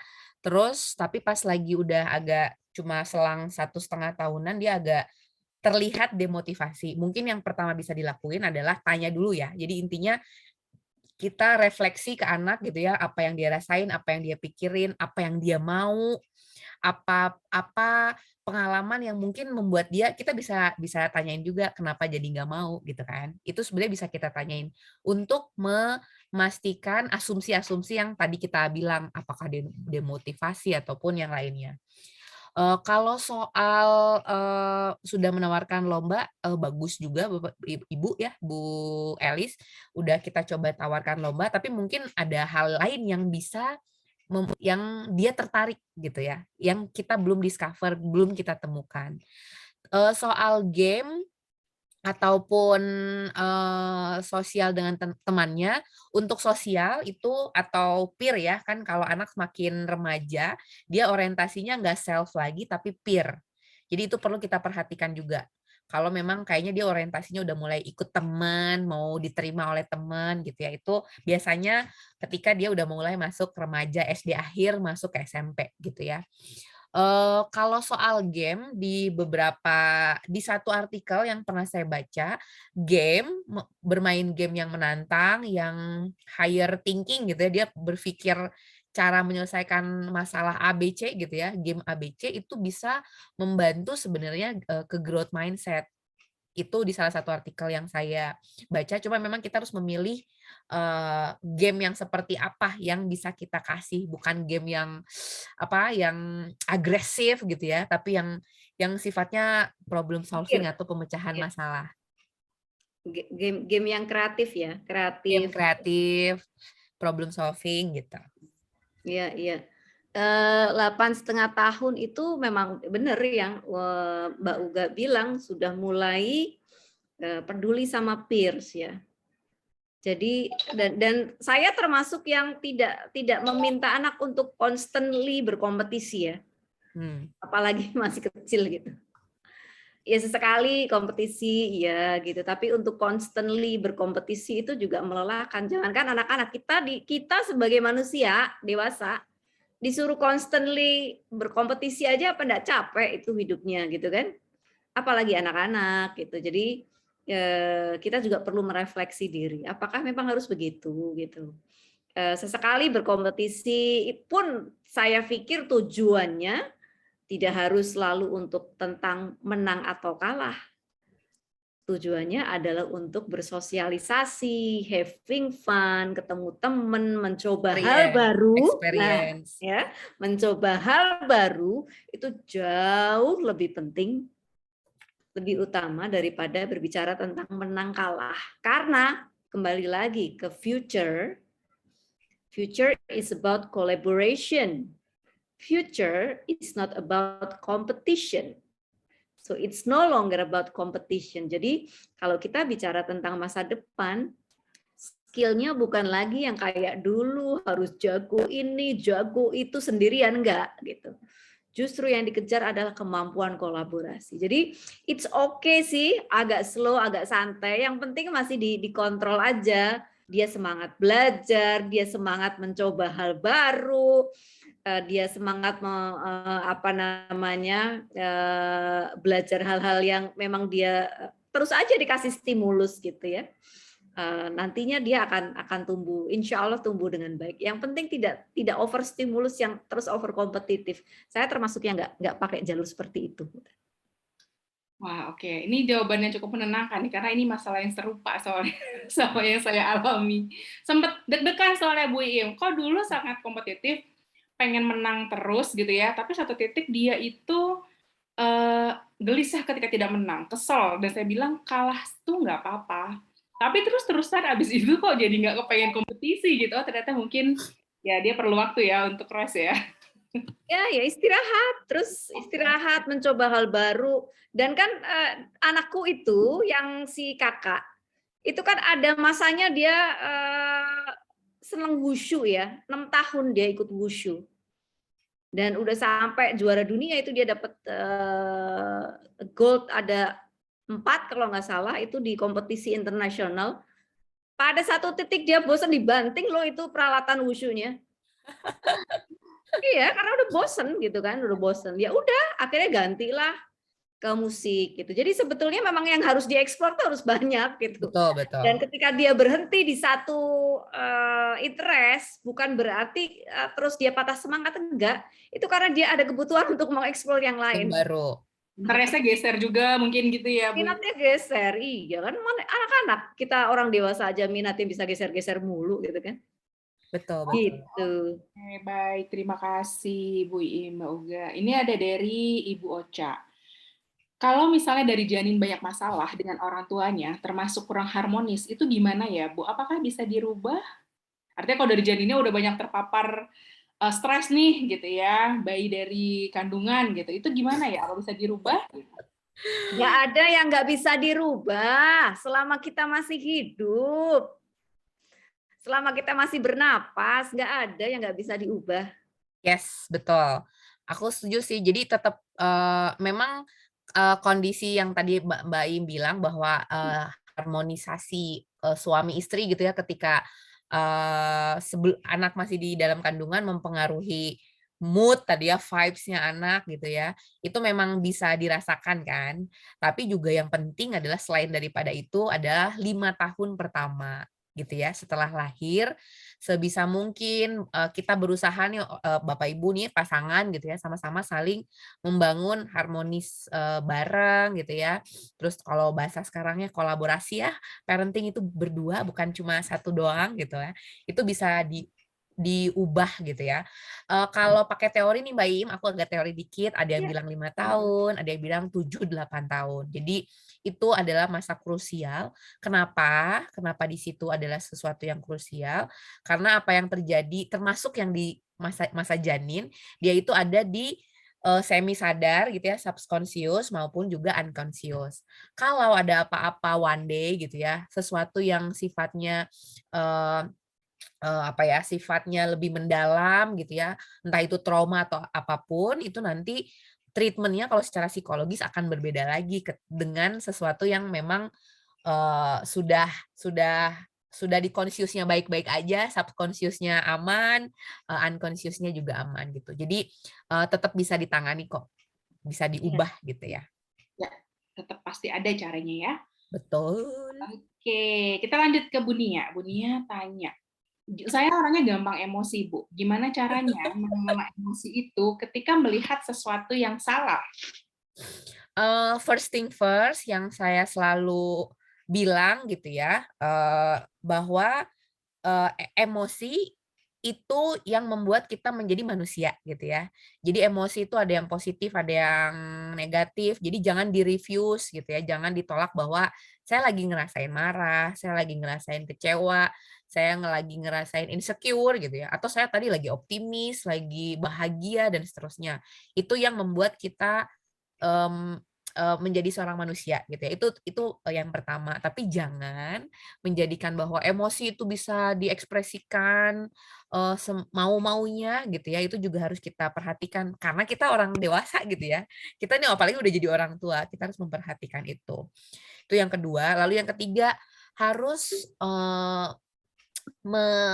mengenali diri. Biasanya yang membuat saya tertrigger gitu ya, terpicu itu karena apa? Sesuatu yang salahnya itu salah seperti apa?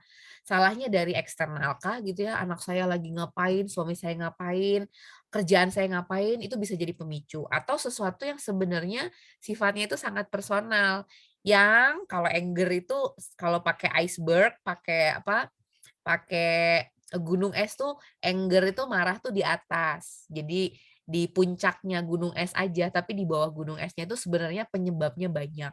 Dan penyebabnya itu banyak banget. Sifatnya bisa personal, values gitu ya. Bisa karena kepribadian kita, bisa karena tadi misalnya kalau ada yang pas trauma gitu ya, itu bisa juga. Kalau mau baca ada salah satu penulis Brené Brown, dia punya buku, The Atlas of a Heart gitu ya, atlasnya hati kita gitu. Nah itu dia juga banyak cerita soal anger gitu ya. Jadi untuk emosi memang treat-nya, personal dan juga kita harus benar-benar yang pertama adalah aware dulu karena apa, gitu. Mungkin Mbak Im ada yang mau ditanggapi? Akhir bulan itu ada stress management. Sesi stress management sama psikolog klinis. Ikutan ya, Nia ya. Karena nanti akan dibahas tuh bagaimana mengelola emosi, bagaimana mengelola stres itu lengkap di sana ya. Sip. Tunggu nanti ya informasi lebih lanjutnya, siap-siap buat ikutan lagi. Yuhu. Oke, kita lanjut ke Ibu Rista. Pernah sewaktu belajar lepas kendali dan marah. Sekarang kalau mau mulai belajar udah nangis-nangis dan nggak mau belajar. Setiap belajar selalu bilang nggak bisa dan nangis. Gimana ya memperbaikinya agar anak mau berusaha? Karena belum apa-apa sudah bilang nggak bisa. Umurnya berapa? Nah, usianya berapa, Bu Rista? Sambil ini, mungkin kita harus cari tahu dulu sambil nunggu jawaban Bu Rista, anaknya umur berapa. Kalau anak itu kadang merasa bahwa belajar itu sebagai sebuah tuntutan, sebuah tugas sebuah tugas yang berat, beban gitu ya. Bisa nggak kita switch gitu ya, cara lebih learning is fun gitu kan, jadi lebih menarik, lebih light, lebih ringan gitu ya. Itu mungkin juga perlu kita perhatikan caranya gitu. Betul. Oke. Ada? Belum ya, belum ada respon nih. Oke, sip. Ya, tapi yang Mbak Uga bilang itu valid. Membuat cara belajar menjadi lebih menyenangkan gitu ya. Karena bisa jadi dia trauma tuh, sampai nangis, marah-marah itu berarti ada traumanya. Gara-gara apa tuh traumanya? Dimarahin kah gitu kan? Apalagi anak saya cerita ya, dulu tuh ini si kakak ceritanya udah gede. Ternyata dia waktu kecil itu pernah trauma sama guru. Jadi saya tuh dulu kan nggak punya waktu dan tenaga untuk ngajarin dia baca tulis ya. Jadi saya masukinlah dia ke sebuah les baca tulis. Gurunya itu ngaco, karena kan belajarnya di dalam ruangan, saya nggak ngelihat, saya di luar. Gurunya itu ngaco, marahin si kakak gitu, sampai dia trauma, dia nangis-nangis. Saya nggak ngerti dia nangisnya kenapa, dia nggak cerita. Dia ceritanya waktu gede gitu, udah gede, dia baru cerita. Jadi dulu itu mam, dia gitu. Dulu itu mam, aku tuh kalau salah nulis, kepalaku diginiin sama gurunya. Buset. Ya. Wah, ceritanya udah gede kan, nggak bisa gue datengin tuh guru. Gitu, jadi dicek dia ada trauma apa si anak itu, trauma sama gurunya kah, atau trauma sama lingkungan, atau trauma sama orang tuanya. Sama Jadi kita. Karena bisa dipahami kok kalau bapak ibunya capek ngajarin anak, anaknya nanya ini terus ngomongnya kita jadi ketus atau apa, nggak sabar. Itulah kenapa saya itu tidak pernah menyarankan orang tua menjadi guru. Orang tua jadi orang tua aja, nggak usah ambil peran jadi guru. Kecuali kepepet ya kemarin kan karena pandemi kan ya. Iya. Ini sudah dijawab oleh Bu Rista. Umurnya 5 tahun, trauma karena saya tinggikan suara. Nah itu diajak ngobrol ya Mbak Rista, diajak ngobrol anaknya, dikasih tahu kan 5 tahun udah bisa ya, udah bisa diajak ngobrol. Bilang aja, Ibu minta maaf, nak kemarin atau kapan Ibu suaranya tinggi. Ibu nggak niat begitu. Diajak ngobrol aja. Saya suka gitu kok. Kalau ada biar anak juga ngerti bahwa kita ini manusia biasa, bisa salah. Yang penting kita minta maaf dan memperbaiki. That's growth mindset. Ya. Minta maaf dan memperbaiki. Terus dicari cara yang lebih fun. Oh, kita cari bareng yuk cara belajar yang lebih asik. Kamu sukanya gimana, sayang? Tunjukin gitu ya.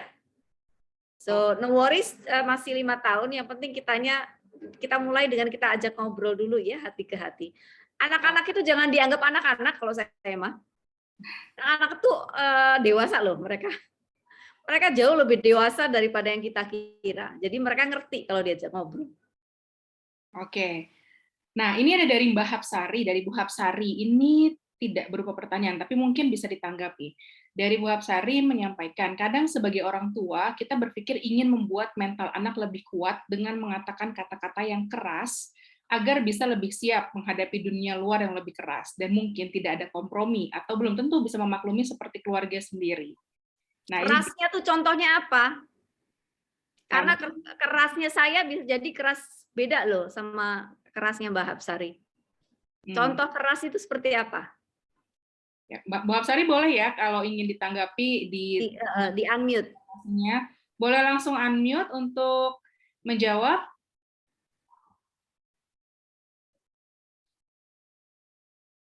Oke, nggak ada ini ya, belum ada suaranya Mbak Hapsari ya. Jadi ya bisa dipahami bahwa kita tuh pengen anak-anak lebih kuat, tangguh ya. Tangguh ya. Tapi jangan lupa loh, tangguh itu bukan hanya menyerang ya. Menjadi fleksibel itu juga tangguh. Menjadi lembut itu juga tangguh. Luar biasa itu. Jadi kuat itu bukan hanya memukul, itu yang selama ini kita pikirkan banyak kayak salah gitu. pikir ya. Kuat itu bukan hanya memukul, kuat itu melenting itu kuat. Bisa berputar itu kuat. Luas itu kuat. Jadi bukan sekedar keras. Makanya saya tadi tanya, keras itu apa? Kalau saya sih tidak menggunakan kata-kata yang keras pada anak-anak, tapi kata-kata yang rasional. Jadi tegas membuka, ya Mbak, bisa ya, juga. Tegas iya, kemudian memaparkan konsekuensi iya. Kamu udah kelas 6 misalkan ya, atau kamu besok ada ujian. Sudah disiapin belum? Sampai berapa persen persiapannya? Jadi itu diskusi-diskusi seperti itu yang biasa dilakukan. Bukan keras yang nanti kamu gini-gini, enggak. Saya justru sebisa mungkin meminimalisir penggunaan kata-kata yang kasar, keras, seolah ya mungkin ini ya setiap orang punya latar belakang beda ya gitu. Tapi saya pikir penting untuk mengenalkan mereka bahwa keras itu bukan berarti kasar. Nah, mungkin boleh nggak aku pengen tanya nih sama Mbak Im atau Mbak Uga terkait dengan di sini dibilang keras, kayak kata-kata yang keras, aku nggak tahu sih maksudnya nadanya tinggi atau pilihan kata-katanya ya. Tapi tadi dari kasus anaknya Mbak Im ya yang di les ya, yang ketika nggak bisa terus kepalanya digituin, itu kan dalam arti bisa dikatakan dunia luar yang lebih keras gitu ya, yang dibandingkan yang pernah dia temui di rumah gitu. Andai dia bercerita pada waktu itu, Bu Im, pada waktu dia menangis dan ngambek gitu. Apa sih Bu Im yang bisa kita lakukan, atau mungkin nanti Mbak Uga juga menambahkan? Datanginlah gurunya. Datengin gurunya ya. Dan apa yang akan dikatakan ke anak Mbak gitu untuk bikin dia lebih baik gitu, merasa lebih baik, atau bagaimana? Datengin gurunya bareng sama anaknya dan kita sampaikan bahwa cara mengajar begitu tidak tepat. Anak saya jadi trauma, tidak mau belajar. Jadi si anak paham bahwa dia sedang dilindungi oleh orang tuanya. Si guru paham bahwa kita tidak cara ngajar dia itu salah. Dan jadi, next adalah yang diminta adalah mengganti guru. Oke, jadi bukan berarti juga bahwa kita harus meminta anak kita mengerti bahwa ada kondisi sana yang keras loh. Boleh dong. Nah, di pertanyaan ini kan dikatakan bahwa dunia luar tuh kadang keras, nggak kompromi seperti keluarga loh, gitu kan istilahnya ya. Jadi kalau tapi bukan berarti kita membiarkan orang lain menjadi memperlakukan diri kita dengan semena-mena loh. Nah. Ya, dengan kita datang mengkonfront si guru, itu sudah menunjukkan sikap loh itu. Gitu, ya. Jadi kalau kita diem, meminta anak menerima, itu berarti kita mengajarkan bahwa anak itu kalau diperlakukan dengan semena-mena dia diem aja. Jadi itu kita harus hati-hati. Kita bukan mengajarkan orang lain boleh semena-mena ke diri kita, yang kita ajarkan adalah we stand up for ourselves. Stand up for ourselves gimana? Konfront orangnya, datengin, makanya anaknya harus tahu gitu. Gitu, dan konfront itu tidak berarti harus yelling ya. Saya yelling ya. Cara sebagaimana orang dewasa lah ya, tidak juga jadi konfront dengan baik, dengan sopan tapi tegas gitu. Oke, ini jadi masukan ya mungkin buat Bu Hapsari atau untuk yang lainnya juga. Dari Mbak Uga mungkin ada tambahan? Kalau saya tadi soal ini ya, kan perbedaan cara mengajari anak gitu ya, dari sekolahnya. Nah, kalau dulu saya tuh diajarin sama dosen saya, kita nih sebagai orang tua, kita harus tahu yang pertama adalah mengenali anak kita terlebih dahulu gitu ya. Yang pasti tadi mengenali diri kita terlebih dahulu nih sebagai orang tua. Yang kedua adalah kita kenali anak kita. Apakah anak kita bisa dikerasin tanda petik ya. Jadi orang tua itu harus tahu anak-anak kita ini tipe kertas seperti apa loh. Kalau dulu kan anak adalah selembar kertas kosong gitu kan. Iya benar sih kertasnya kosong. Pertanyaannya misalnya dosen saya nanyanya gini, tapi kamu tahu nggak anak itu kertasnya berapa gram? Apakah dia anak kertas 70 gram? Yang kalau kena pulpen yang tipis gini kalau dipencet langsung bolong gitu kan, atau 80 gram, atau anak yang kertas duplek, mau lu pakai pena tebel kagak bolong-bolong tuh kertas gitu kan. Itu adalah tugas kita mengetahui terlebih dahulu. Once kita tahu nih anak kita ternyata dia anak yang 70 gram tadi ya, kita bisa dong tadi kayak caranya Mbak Iim. Pun yang 100 gram pun ataupun yang duplex pun kita bisa datang untuk menyampaikan bahwa pola yang tadi Ibu lakukan, entah itu kepala yang digini ataupun yang lain lah kita nggak tahu ya, itu adalah bukan yang saya ajarkan, itu bukan cara yang sesuai dengan value saya pribadi misalnya, itu kita bisa sampaikan ke guru tadi. Yang memang punya akses untuk memindahkan sekolah, punya cara untuk mengubah lingkungannya diubah gitu ya. Itu kan kita bagus juga. Kalaupun enggak, kita harus tahu bahwa saya stand up for something gitu ya. Bahwa cara atau pola asuh saya, cara saya ngajarin anak itu tidak yang seperti itu. Kayak gitu. Oke, jadi jangan menyakiti anak di rumah karena supaya dia kuat nanti kalau ketemu orang yang nyakitin gitu ya. Nggak boleh, iya, karena itu justru membuat anak berpikir bahwa dia deserve untuk disakiti. Tidak divalidasi perasaan dia bahwa kok gue diginiin ya, perasaan nyokap gue nggak begitu gitu kan. Iya. Oke, wah terima kasih untuk sharingnya. Lalu dari Bu Nurul. Anak saya cukup baik dari segi akademis, tapi dia tidak berani mencoba, takut gagal atau bisa tapi tidak sempurna. Saya bisa dibilang nggak pernah komen tentang nilai. Kalau salah, saya bahas salah di mananya. Apakah saya masih keliru? Saya ikutkan dia ke beberapa les hanya untuk dia berteman dan belajar hal baru tanpa target. Umurnya berapa tuh? Nah, umurnya berapa nih Mbak Nurul? Mbak Nurul boleh anaknya umur berapa? Mungkin tanpa menginikan ini juga ya, ini cara ibu-ibu bapak-bapak di sini, kadang juga kita nggak keceplosan gitu bandingin anak kita sama orang. 8 tahun. Oke. 8 tahun. Ya misalnya tadi ya, kita ngebandingin anak kita sama orang, jadi dia ngerasa insecure gitu ya dengan apa yang dia lakukan.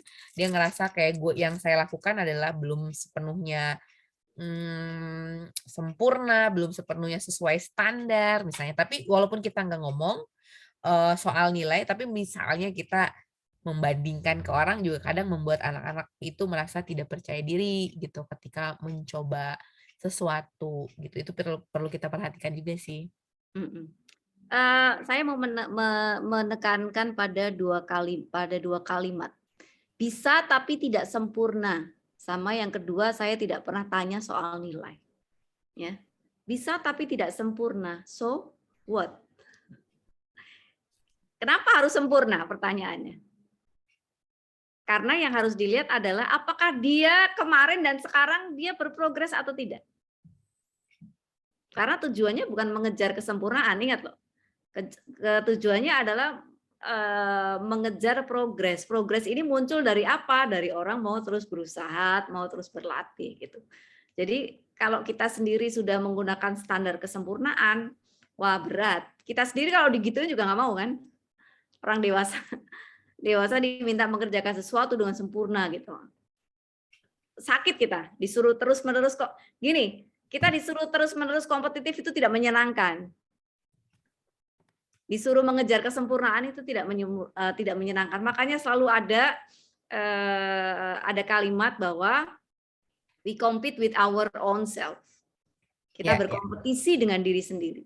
Ketika kita berprogres, minggu ini lebih baik dari minggu kemarin. Oh, congratulations, you make a progress. Gitu. Itu yang harus kita tekankan, instead of kesempurnaannya itu tadi, ya. Itu satu. Kemudian kedua, nggak pernah komen soal nilai. Kenapa nggak komen? Komen dong. Justru sekolah itu menjadi bagian yang harus dicek progresnya. Tapi sekali lagi, bukan berarti kita mengharapkan kesempurnaan. Contoh nih, anak aku tuh sekolahnya teman-temannya itu ini semua juara olimpiade inilah olimpiade itu. Dia dari yang anak homeschooling yang santai, tiba-tiba nyemplung dah ke situ, gelagapan kan, kayak ibarat berenang tuh renangnya belum jago, temannya udah juara olimpiade gitu kan. Batuk-batuk tuh kayak uga tuh udah gitu, batuk napasnya. Maaf ya. Nah, tapi yang saya selalu pegang adalah gini, oke, kamu kalah cepet sama teman-teman udah lari duluan kencang. Sekarang yang harus lakukan adalah satu, memperbaiki cara belajar. Kemudian diukur progresnya. Jadi saya tanya nilainya berapa, progres pelajaran A berapa. Oke, aku udah belajar Mam sosiologi. Oke, buat persiapan ulangan bulan depan sudah. Berapa progres belajarnya? Berapa persen? Saya tanya gitu. Jadi saya nggak pernah nggak nanya pelajaran sekolah karena kita ini anak-anak ini menghabiskan banyak waktu di sekolah ya. Make sure mereka belajar sesuatu. Dan make sure kita memantau progresnya. Progres ya, saya tadi berkali-kali menekankan di situ progres. Balik lagi, belajar, sudah belajar berapa persen? 50%. Oke, 50%. Kira-kira next week kamu akan bisa ngejar berapa persen lagi? Jadi yang selalu lama-lama karena sering diajak diskusi seperti itu, obrol seperti itu, anaknya paham yang dikejar sama orang tuanya atau yang harus kita kejar dalam hidup itu bukan the perfection, tapi the progress, because we are competing with ourselves. Gitu. Capek kalau kita harus compete-nya, apalagi kita harus bicara tentang kesempurnaan. Nanti kalau lama-lama kita terus berprogres, lama-lama tanpa kita sadari kita menuju ke kesempurnaan itu. Kayak ini kan, win rates dari nol. Kerjain aja dikit-dikit gitu, santai aja. Yang penting progres, ayo progres. Ternyata timnya bisa ngejar 15.000. Sekarang ada di 19 negara. Ya nggak pernah kepikir sebelumnya. Tapi itu tadi berangkat dari progres kecil-kecil, ya. Oke, wah oke ya.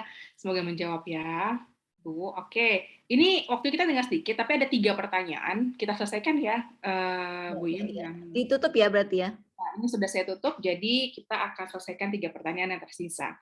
Dari Bu Menik, bagaimana mengembangkan growth mindset pada anak berkebutuhan khusus? Kalau disebutnya dia anak berkebutuhan khusus, pasti harus ada treatment khusus ya. Kalau secara basic growth mindset itu harus selalu dibangun latihan. Jadi ada latihan perilaku yang dikerjakan oleh anak-anak, termasuk pun anak berkebutuhan khusus. Nah, kebutuhannya apa itu kan beda-beda ya tiap anak. Yang itu yang harus kita make sure terlebih dahulu. Jadi bangun latihan perilakunya apa. Makanya tadi saya ada yang saya sempat share tadi ya, latihan material silahkan dicoba. Untuk anak-anak yang berkebutuhan khusus, mungkin nanti saya need to check ya, seperti apa treatment perilakunya. Tapi yang pasti harus ada latihan berbasis perilaku. Lalu yang kedua, anak-anak yang berkebutuhan khusus itu harus dibangunkan supporting system. Yang mana supporting systemnya itu harus lebih berinteraksi, berkomunikasi dengan lebih erat dan lebih empatik gitu. Jadi itu yang bisa saya share sih khususnya untuk anak yang berkebutuhan khusus ya. Karena harus baca lagi biar nggak salah ngasih tips and trick. Kurang lebih 2 itu sih, Mbak. Oke, baik. Terima kasih, Mbak Uga. Kita lanjut ke Bu Achma. Saya seorang guru. Bagaimana mengkomunikasikan growth mindset pada anak melalui orang tua murid kita? Terima kasih. Aku boleh share satu video nggak? Bentar. Ini contoh yang biasanya saya bawa. Sebentar, saya share screen. Ini dia ceritain, saya memang simpan satu video, dan ini menceritakan bagaimana seseorang bisa bertumbuh menjadi punya growth mindset. Sebentar. Bapak Ibu boleh lihat videonya. Suaranya kedengeran nggak? Kedengaran? Oke. So, you were singing before you lost your hearing? Yeah, I've been singing since I was 4. So I left music after I lost my hearing and then figured out how to get back into singing with muscle memory, using visual tuners and trusting my pitch.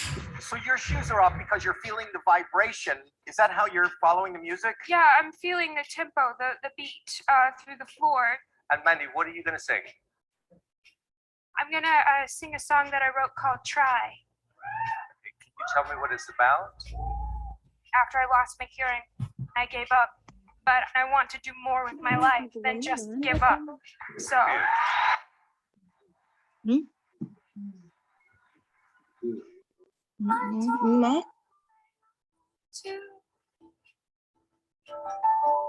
that whole picture never came into view. But I'm tired of getting used to the day. So I will try. So I will try. If I would try. If I would try.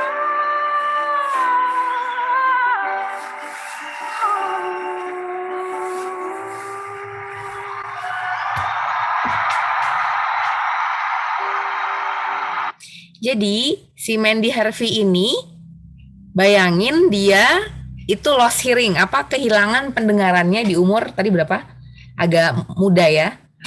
Kalau dia mau menyerah gitu ya, dia mau fix mindset aja, ya udah dia nggak akan mencapai cita-citanya menjadi seorang pemusik. Tapi dia mencari cara yang sesuai dengan kondisi dia untuk bisa tetap mencapai cita-citanya. Kalau tadi di videonya kasih lihat ya, dia nyanyi itu nggak pakai sepatu.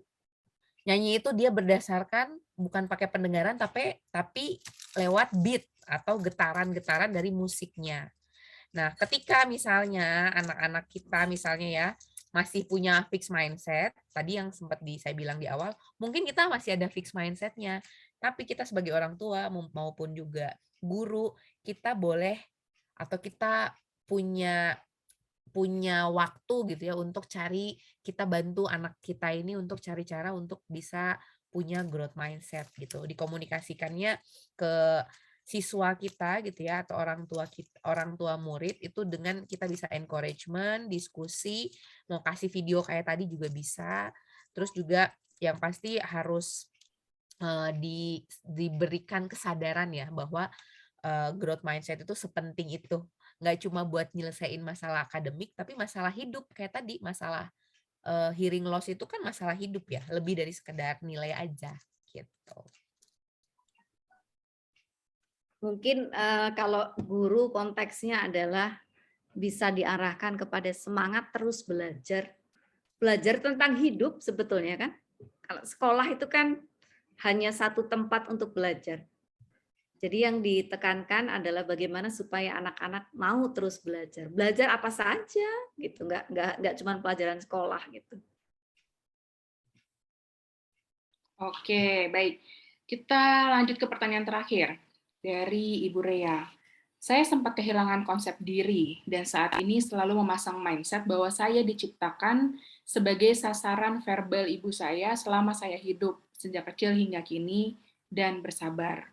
Sehingga setiap detik saya selalu siap jika ibu saya berkata kasar atau membentak atas kesalahan dari saya. Ibu saya memiliki trauma kekerasan seksual, verbal, dan fisik. Apakah mindset saya ini keliru?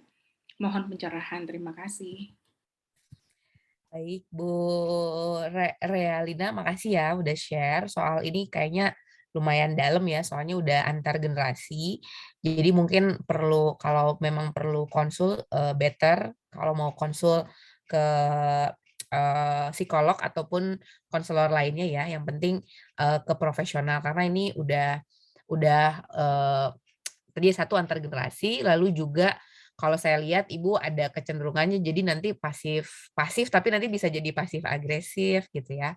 Jadi mending kita selesaikan masalahnya, karena ini kayaknya udah masalah bukan cuma mindset gitu ya. Jadi kita perlu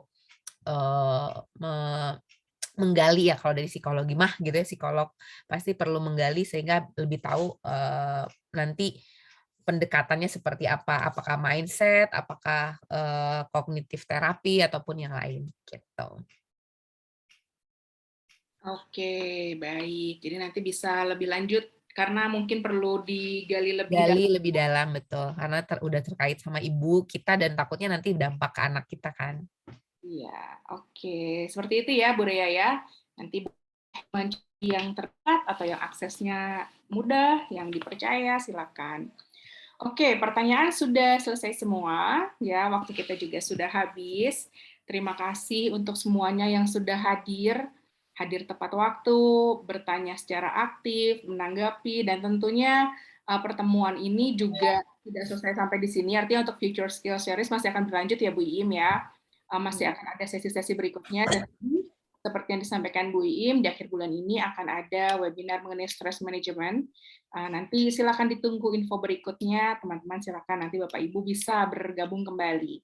Oke, terima kasih banyak Mbak Uga untuk sharing sessionnya hari ini, materinya hari ini luar biasa, pasti sangat bermanfaat sekali. Buat saya pribadi bermanfaat banget gitu ya, punya 2 anak yang pengen banget biar bisa tumbuh gitu ya, grow mindset-nya, sayanya juga gitu ya dengan pasangan.